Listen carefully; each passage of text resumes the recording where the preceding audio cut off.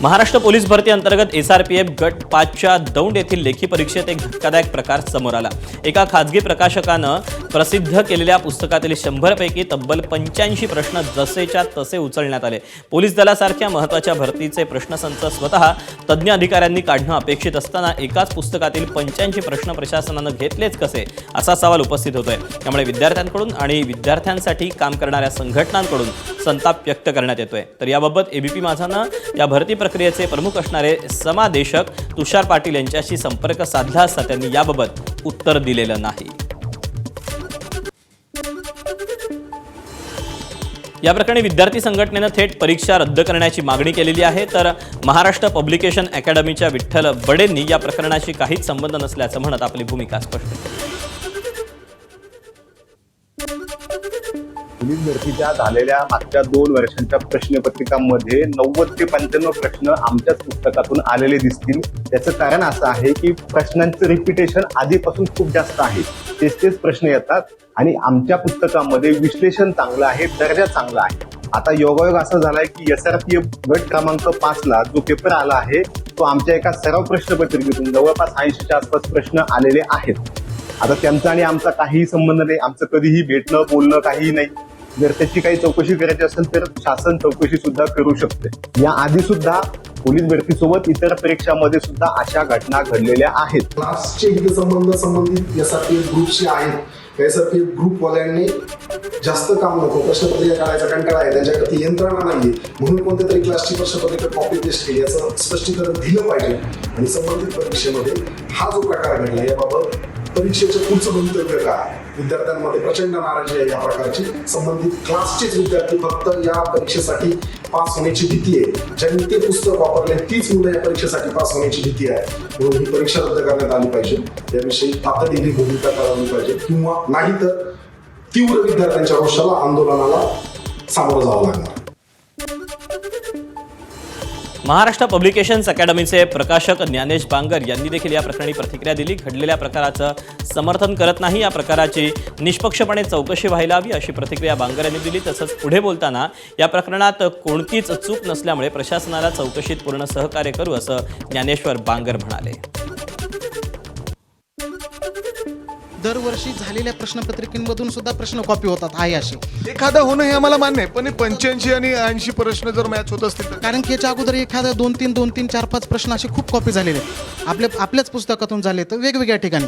पण एकच सोबत जर 85 होत असते तर नक्कीच याचं आम्ही समर्थन करत नाहीत आणि याची जी निपक्षपणे जी चौकशी सरकारच्या मार्फत जी करायची आहे ती सरकारने नक्कीच केली पाहिजे। तुम्ही आता म्हणत असाल तर जर तुम्हाला चौकशीसाठी बोला तर तुम्ही समोर जायला तयार आहात? 100% ज्यावेळी चौकशीला जातील तेव्हा आम्ही कोणत्याही चौकशीला तयार आहोत।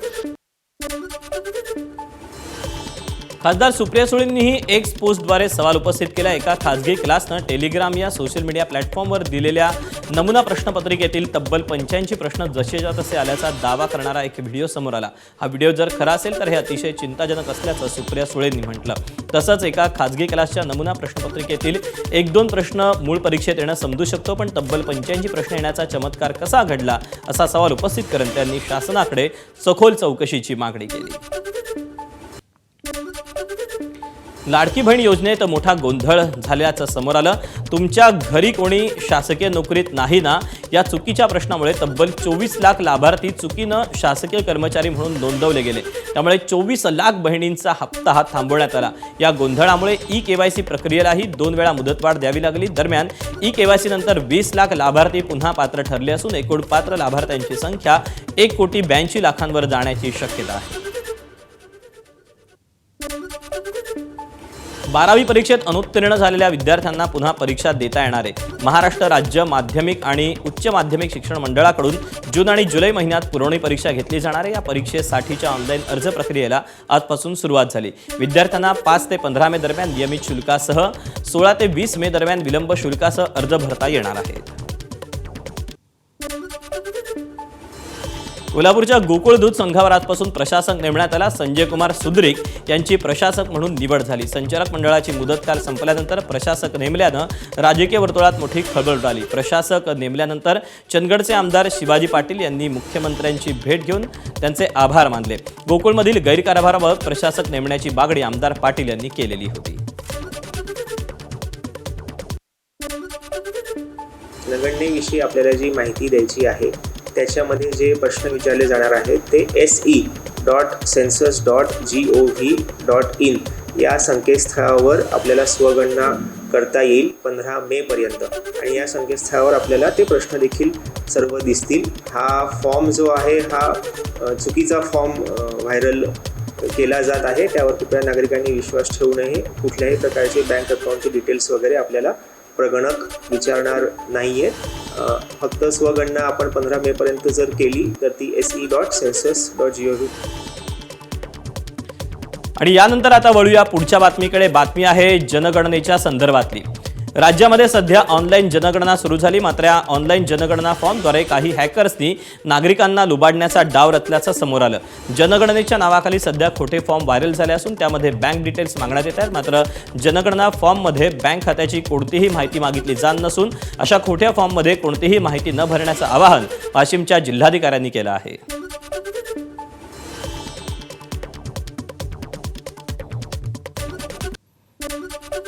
जनगणनेविषयी आपल्याला जी माहिती द्यायची आहे त्याच्यामध्ये जे प्रश्न विचारले जाणार आहेत ते se.census.gov.in या संकेतस्थळावर आपल्याला स्वगणना करता येईल 15 मे पर्यंत आणि या संकेतस्थळावर आपल्याला ते प्रश्न देखील सर्व दिसतील. हा फॉर्म जो आहे हा चुकीचा फॉर्म व्हायरल केला जात आहे. त्यावर कृपया नागरिकांनी विश्वास ठेवू नये. कुठल्याही प्रकारचे बँक अकाउंटचे डिटेल्स वगैरे आपल्याला प्रगणक विचारणार नाही आहेत.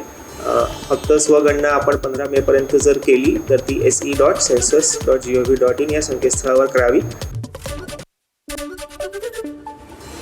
बोरिवलीच्या शॉपिंग मॉलमध्ये मराठीच्या मुद्द्यावरून मनसैनिकांनी हिंदी भाषिक कामगारांना झापल्याचं समोर आलं. शॉपिंग मॉलमध्ये 2 महिलांना मॉलमधील कर्मचाऱ्यांनी मराठी येत नसून हिंदीत बोला असं म्हटलं. एवढंच नाही तर मराठी येत नाही तर तुम्ही आमचा क्लास घ्या असा उद्धटपणाही हिंदी भाषिक कर्मचाऱ्यांनी केला. त्यानंतर मनसे पदाधिकाऱ्यांनी शॉपिंग मॉलमध्ये येऊन त्या 2 महिला ग्राहकांची या कर्मचाऱ्यांना कान पकडून माफी मागायला लावली. राज्यात धरणांमध्ये आजमितीला 38% पाणीसाठा शिल्लक आहे. यावर्षी कमी पाऊस पडण्याचे संकेत असल्यानं पिण्याच्या पाण्याला प्राधान्य द्या असे निर्देश मुख्यमंत्र्यांनी मंत्रिमंडळ बैठकीतून प्रशासनाला दिले. मागील वर्षी याचवेळी 33% पाणीसाठा उपलब्ध होता. यंदा उशिरा पाऊस सुरू होण्याची शक्यता असल्यानं पिण्याच्या पाण्याला प्राधान्य देण्याच्या सूचना देण्यात आलेल्या आहेत.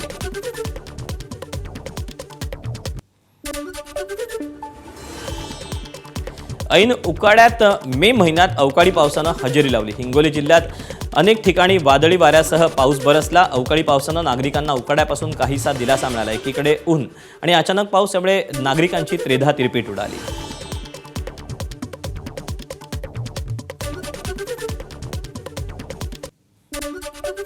हिंगोली शहरामध्ये आज दुपारच्या सुमाराला जोरदार स्वरूपाचा अवकाळी पाऊस पडतोय आणि या पावसाचा फटका हळद मार्केटला मोठ्या प्रमाणात बसतोय. मी हळद मार्केटमध्ये आहे आणि आपण या ठिकाणी बघताय मोठ्या प्रमाणामध्ये हळद विक्रीसाठी दाखवलेली आहे. परंतु शेतकऱ्यांची हळद अशा पद्धतीनं बाजार समितीच्या निष्काळजीपणामुळे पूर्णपणे भिजलेली आहे. या हळदीचा लिलाव बाकी आहे. शेतकरी मोठ्या मेहनतीने ही हळद शेतामध्ये पिकवतात. परंतु या ठिकाणी आपण बघताय जी हळद पोटच्या मुलाप्रमाणे जपलेली असती ती संपूर्णपणे हळद या ठिकाणी बाजार समितीच्या गलथान कारभारामुळे पूर्णपणे भिजलेली आहे. अद्याप लिलाव झालेला नाहीये. अजूनही शेतकरी व्यापाऱ्यांची वाट बघताय. परंतु पाऊस असल्यामुळं आता सर्व शेतकऱ्यांची हळद आपण बघताय वॉर्डामध्ये इथून तिथपर्यंत भिजत आहे. हळद भिजू नये यासाठी शेतकरी ताडपत्री स्वतःकडे असलेल्या गोण्या पिशव्या यांचा आधार घेत ही हळद झाकण्याचा प्रयत्न करत आहेत. परंतु पाऊस मोठ्या प्रमाणात आहे. आपण बघू शकता पाऊस सुद्धा मोठ्या प्रमाणात असल्यामुळं या ठिकाणी हळद भिजते आणि शेतकऱ्यांची जे दैना आहे ती आपल्या या ठिकाणी पाहायला मिळते. हळदीचा बचाव करण्यासाठी शेतकरी कशा पद्धतीने मेहनत करतायत, कशा पद्धतीने या ठिकाणी तारांबळ शेतकऱ्यांची होते ते पाहायला मिळते. आणि यावरून एकच पाहायला मिळते की शेतकऱ्यांच्या या जी हाल होत आहे हळद भिजते शेतकऱ्यांची याकडे बाजार समितीचं मात्र पूर्णपणे दुर्लक्ष असल्याचं पाहायला मिळते. माधव दिपके, एबीपी माझा, हिंगोली. नागपुरात काही भागात वादळी वाऱ्यासह पावसाच्या हलक्या सरी कोसळल्या. या बदलामुळे तापमानात सुमारे 5 ते 6 अंश सेल्सिअसनं घट झाली. नागरिकांना काहीसा दिलासा मिळाला. नागपूर वेधशाळेनं पुढील 2 ते 3 दिवस विदर्भातील काही जिल्ह्यांना अवकाळी पावसाची शक्यता वर्तवली आहे.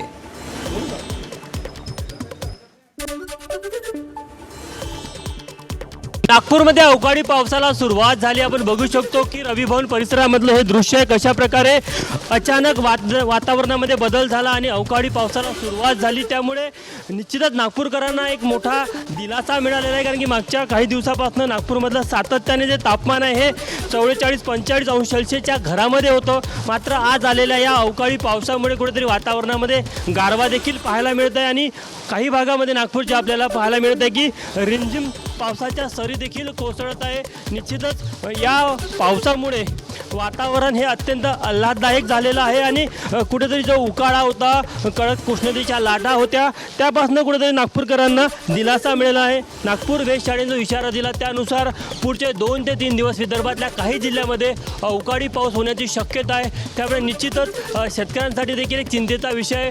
मात्र असं असलं तरी आजच्या या पावसामुळे कुठेतरी नागपूरकरांना मात्र तापमानापासून उकाड्यापासून दिलासा मिळताना पाहायला मिळत आहे.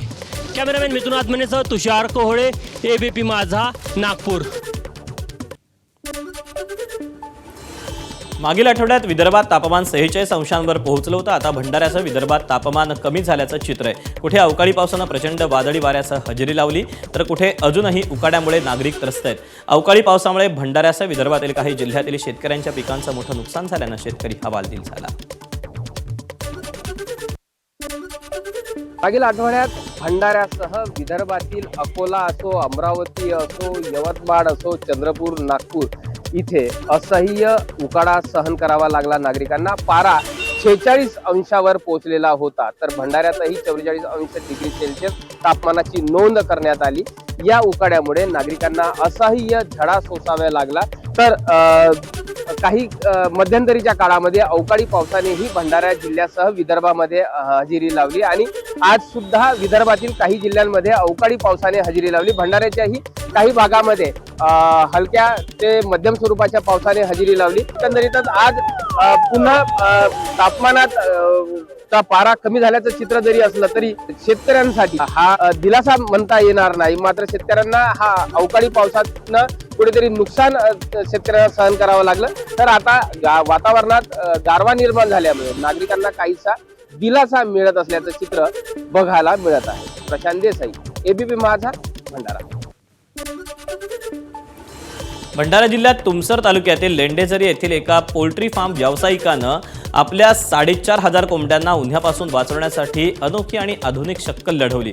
उष्णता रोखण्यासाठी छतावर तणस टाकण्यात आलं, त्यावर स्प्रिंकलरच्या मदतीनं सतत पाणी सोडलं जातं. इतकंच नाही तर फार्मच्या 4ही बाजूंनी पोत्यांचं आच्छादन लावून त्यावर पाणी मारलं जातंय. शेडच्या आतमध्ये 4,500 कोंबड्यांना दिलासा देण्यासाठी ठिकठिकाणी कूलर आणि फॉगर्स बसवण्यात आले. तर पाण्याच्या टँकमध्ये इलेक्ट्रॉल पावडर मिसळून छोट्या नळाद्वारे हे पाणी कोंबड्यांना दिलं जात आहे.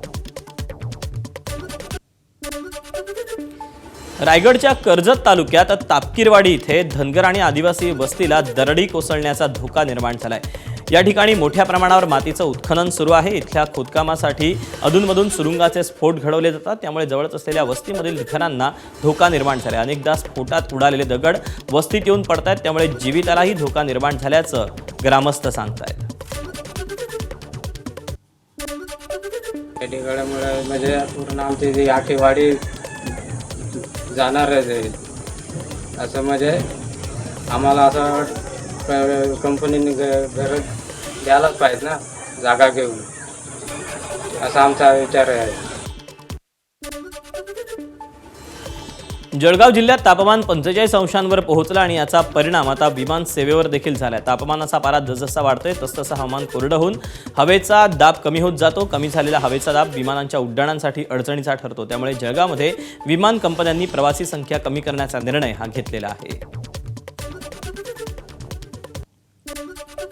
उष्ण हवामानामुळे हवा कोरडी होते आणि हवेचा जो काही दाब आहे, जे विमान उड्डाण करण्यासाठी आवश्यक असतो, तो दाब सध्या पुरेसा मिळत नाही आणि त्यामुळे खरं तर विमान कंपन्यांनी आपली प्रवासी संख्या कमी केल्याचं पाहायला मिळते. प्रवासी फेऱ्यांमध्ये देखील प्रमाण कमी केल्याचं आपल्याला पाहायला मिळते. जवळजवळ प्रवासाचा विमानसेवेच्या प्रवासाचा विचार केला तर 70 प्रवासी नेले जात असतात. मात्र सध्या हेच प्रमाण 50 ते 55 प्रवासी इतकं मर्यादित ठेवण्यात आलेलं आहे, कारण हवेचा पुरेसा दाब मिळाला नाही तर अपघात होण्याची भीती असते. विमानाला अडचणी येऊ शकतात उड्डाण करण्यात आणि प्रवासामध्ये कुठलाही अडथळा निर्माण होऊ नये म्हणून अनेक विमान कंपन्यांनी आता आपली प्रवासी संख्या घटवलेली आहे. केवळ प्रवासी संख्याच नव्हे तर विमानामध्ये प्रवास करताना जे काही लगेज असतं ते देखील कमी वजनाचं नेण्याच्या सूचना प्रवाशांना केलेल्या आहेत आणि ही वाहतूक सुरळीत करण्याचा प्रयत्न केला जातो आहे. आगामी काळामध्ये जसं वातावरण बदललं जाईल तापमानाचं प्रमाण कमी होईल आणि त्यानंतर पुन्हा हवेचा दाब वाढल्यानंतर प्रवाशां संख्येमध्ये वाढ होईल असा अंदाज विमान अधिकाऱ्यांनी व्यक्त केलेला आहे. या कारणासोबत अजून एक कारण देखील या ठिकाणी पाहायला मिळते की जळगावची जी काही धावपट्टी आहे ती जी आवश्यक तिची लांबी असायला पाहिजे ती पुरेशी नाही आणि म्हणून पण देखील हा दाब मिळण्यास अडचणी होत असल्याच्या या ठिकाणी आपल्याला पाहायला मिळते आणि म्हणूनच खरं तर प्रवासी संख्येमध्ये घट झाल्याचं आपल्याला पाहायला मिळतं आहे. चंद्रशेखर नेवे, ABP माझा, जळगाव. जळगावच्या यावल तालुक्यात सातपुडा पर्वतरांगांमध्ये वसलेल्या चारमळी आदिवासी पाड्यावर आजही पिण्याच्या पाण्यासाठी संघर्ष सुरू आहे. जलजीवन मिशन अंतर्गत हर घर नल योजना मंजूर होऊनही काम अर्धवट राहिल्यानं ग्रामस्थांना दररोज डोंगरदऱ्या ओलांडाव्या लागतात. लहान मुलांपासून ज्येष्ठ नागरिकांपर्यंत सर्वांनाच ही पायपीट करावी लागते. त्यामुळे प्रशासनानं काहीतरी उपाययोजना करावी अशी मागणी ग्रामस्थांच्या वतीनं करण्यात येते. योजना आम्ही मंजूर केलेली आहे आणि ती योजना सध्या थांबलेली आहे आणि त्या ठिकाणी कॉन्ट्रॅक्टरला आपण दंडही त्या ठिकाणी ठोकलेला आहे. विहीर खोदली गेलेली आहे पण 600 मीटर तिथं उद्याच्या 2 दिवसात पाईपलाईन करावे अशी सूचना आम्ही कार्यकारी अभियंत्याला दिलेली आहे. गेल्या काही दिवसात तापमान वाढल्यानं चंद्रपूर शहरातील रामाळा तलावातील पाणी अतिशय कमी झाले. त्यामुळे तलावातील मासे मोठ्या प्रमाणात मृत्युमुखी पडतात. सर्वत्र दुर्गंधी पसरली. स्थानिक मच्छीमारांनाही मोठा तोटा सहन करावा लागतोय. आतापर्यंत रामाळा तलावाच्या संवर्धनासाठी अनेक वेळा घोषणा झाल्या मात्र त्याचा प्रत्यक्ष परिणाम दिसत नाही. चंद्रपूर शहरातील ऐतिहासिक आणि सांस्कृतिक ठेवा असलेला हा तलाव प्रशासनाच्या अनस्थेमुळे आता आपल्या अंतिम घटका मोजतानाचं चित्र निर्माण झालं आहे. नाशिकमध्ये आगामी कुंभमेळ्याच्या पार्श्वभूमीवर त्र्यंबकेश्वर मंदिर परिसरात अतिक्रमणावर कारवाई करण्यात आली. पूजा साहित्य विक्री करणाऱ्या दुकानासह अतिक्रमण करणारे हॉटेल्स जमीनदोस्त केले. प्रशासनाकडून मंदिरांची डागडुजी करण्यात येत आहे. मुख्यमंत्री देवेंद्र फडणवीस आणि माजी राष्ट्रपती रामनाथ कोविंद यांच्या दौऱ्याच्या पार्श्वभूमीवर प्रशासनाकडून उपाययोजना करण्यात आल्या. तर दर बुधवारी गोदाकाठावर भरणारा आठवडे बाजार उद्या भरणार नाही. बुधवारऐवजी गुरुवारी आठवडे बाजार भरणार आहे. उद्या माजी राष्ट्रपती आणि मुख्यमंत्री नाशिकच्या दौऱ्यावर येत आहेत. काळाराम मंदिराच्या दर्शनानंतर मुख्यमंत्री गोदाकाठी गोदावरी आरतीला उपस्थित राहण्याची शक्यता असल्यानं आठवडे बाजाराचा दिवस हा बदलण्यात आलेला आहे. मुरुड जंजिरा किल्ल्यावर जाणाऱ्या पर्यटकांच्या सुरक्षेचा गंभीर प्रश्न हा समोर आला. पार्किंग व्यवस्थेच्या अभावामुळे बोटींना पाण्यातच उभं ठेवावं लागत असून पर्यटकांना तासनतास समुद्रात थांबण्याची वेळ येते. उसळत्या लाटांमध्ये बोटींची कोणतीही सुरक्षितता नसल्यानं अपघाताचा धोका देखील वाढलाय. त्यातच लाईफ जॅकेटचाही अभाव असल्यानं पर्यटक जीव मुठीत घेऊन प्रवास करताना दिसत आहेत. याबाबतचा व्हिडिओ सध्या व्हायरल झालाय. जबलपूर बोट दुर्घटना ताजी असतानाच मुरुड जंजिऱ्यातील प्रशासनाकडून कोणतीच खबरदारी घेतली जात नाही. त्यामुळे पर्यटकांच्या सुरक्षेचा प्रश्न ऐरणीवर आलाय. रत्नागिरी जिल्ह्यातील ऐतिहासिक दाभोळ खाडीला पर्यटनाचा नवा आयाम मिळाला. केरळच्या धर्तीवर विस्तीर्ण बॅकवॉटरचा वापर करत हाऊसबोट सेवा सुरू करण्यात आली. राज्याचे गृहराज्यमंत्री योगेश कदम यांच्या हस्ते दाभोळ धक्क्यावर या हाऊसबोटीचा लोकार्पण सोहळा पार पडला. सिंधुरत्न समृद्धी योजना, जिल्हा परिषद रत्नागिरी आणि उमेद अभियानाच्या माध्यमातून महिला बचत गटांना हाऊसबोट उपलब्ध करून देण्यात आलेली आहे.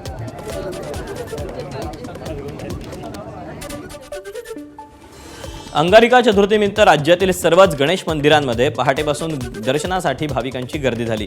अंगारिका चतुर्थीनिमित्त जालना जिल्ह्यातील राजूर येथील राजुरेश्वर गणपती मंदिरात 251 किलो केशर आंब्याची सजावट करण्यात आली. गणपती मंदिराच्या गाभाऱ्यात करण्यात आलेली ही मनमोहक सजावट सगळ्यांचं लक्ष वेधून घेते. वाढतं तापमान आणि अंगारी चतुर्थी पार्श्वभूमीवर जळगाव जिल्ह्यातील पाळधीमधील 31 फूट उंच गणपती मूर्तीला चंदनाचा लेप लावण्यात आला. देशातील सर्वात उंच काळ्या पाषाणातील 100 टन वजनाची ही श्री सिद्धी महागणपतीची भव्य मूर्ती आहे. उन्हाळ्याची तीव्रता लक्षात घेऊन मूर्तीला शीतलता मिळावी म्हणून चंदन, गुलाबजल, गंगाजल आणि अत्तराच्या 41 लिटर मिश्रणाचा लेप हा लावण्यात आल्याचं विश्वस्तांनी सांगितलं आहे. एबीपी माझा, उघडा डोळे बघा नीट.